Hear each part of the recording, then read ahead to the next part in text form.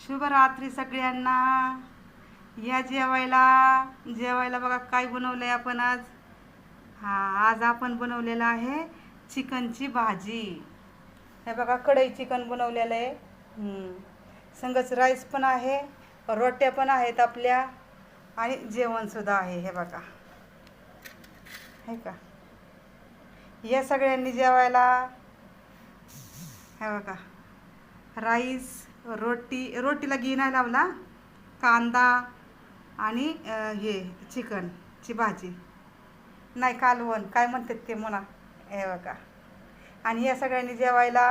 हे बघा अजून एक ताट हे पण केलेलं आहे रोहनचं, ऋषीचं, आणि हे विमलचं म्हणजे माझं.